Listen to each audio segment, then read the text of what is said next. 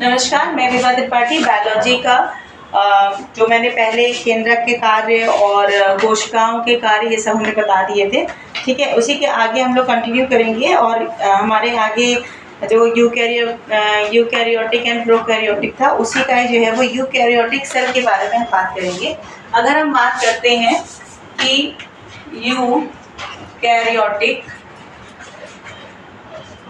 Eukaryotic cell में कौन कौन से मुख्य जो है भाग होते हैं। ठीक है, इनके कौन कौन से भाग हैं। ठीक है, ठीक, यूकैरियोटिक सेल के कौन कौन से भाग हैं। तो सबसे पहले हम देखेंगे कोशिका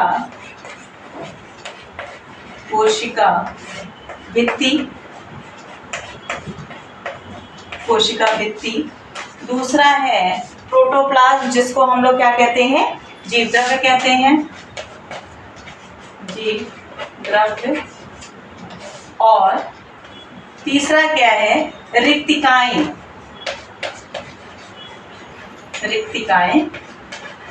ठीक है, ये तीन ऐसे पॉइंट हैं, तीन ऐसे भाग हैं जो कि यूकैरियोटिक के बहुत ही इंपॉर्टेंट हैं।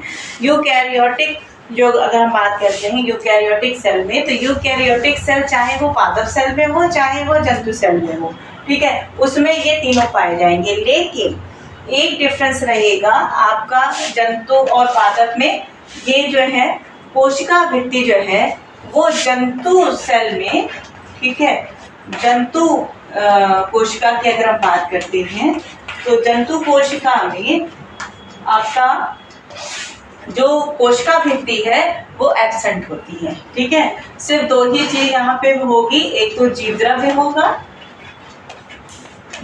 होगा और दूसरा क्या हो जाएगा हमारा रिक्तिकाएं। ठीक है, दूसरी क्या हो जाएगी यहाँ पे रिक्तिकाएं। बस यही दो जो है वो जंतु कोशिका में प्रेजेंट रहेगा और पादप कोशिका में कोशिका भित्ति भी प्रेजेंट होती है। ये दो इम्पोर्टेंस हैं जो कि ये दो जो हैं वो दोनों में होंगी, दोनों प्रकार के सेल में होंगे, जंतु कोशिका में भी और पादप सेल में भी।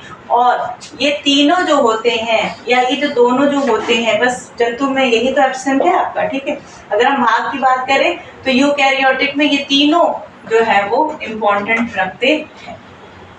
ठीक है, अच्छा, एक चीज और, पादप कोशिका में जो कार्य जीवद्रव्य का पादप में करेगा वही जो कार्य है वो जंतु कोशिका में भी करेगा।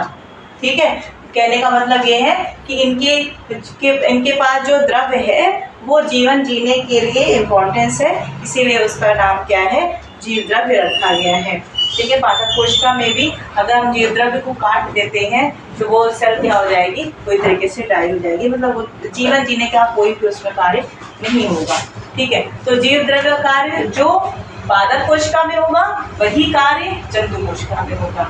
रिक्तिकाओं का कार्य जो पादप कोशिका में होगा वही कार्य क्या होगा, जंतु कोशिका में भी होगा। और कोशिका भित्ति जो होती है वो जंतु कोशिका में क्या होती है, एब्सेंट होती है।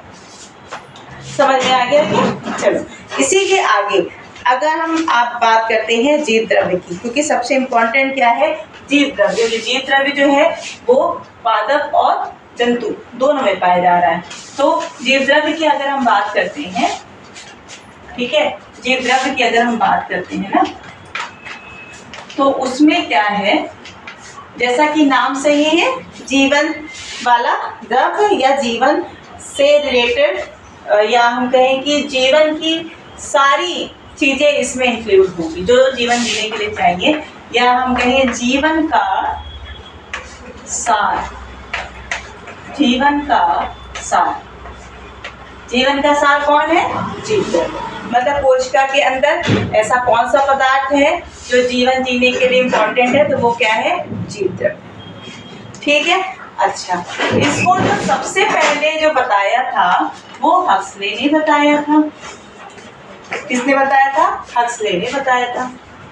ठीक है, और अगर हम बात करते हैं कि इसकी जो खोज की थी, ठीक है, इसकी जो खोज की थी, मतलब सबसे पहले जो खोज की थी। हक्सले ने तो इसको बारे में बताया था ना, डिस्क्रिप्शन दिया था, ठीक है, मतलब बताया था, लेकिन जो इसकी खोज की थी वो क्या था, डुजार्डिन ने। लिखने सही है कि नहीं? हाँ, डुजार्डिन ने। किसने किया था? डुजार्डिन ने किया था, डुजार्डिन ने किया था। और जब उस समय जब नाम दिया था तो इसका जो नाम था, किसका नाम? जीव द्रव्य का जो नाम था उस समय क्या था? सार कोटे, ठीक है। उस समय जो सबसे पहले जो नाम था जीव द्रव्य का, सार कोटे था। और जीव द्रव्य का नाम किसने दिया है? ह्यूगो बॉन, नहीं सॉरी, जीव द्रव्य जो नाम है, जीव द्रव्य नाम जो दिया गया, किसने दिया?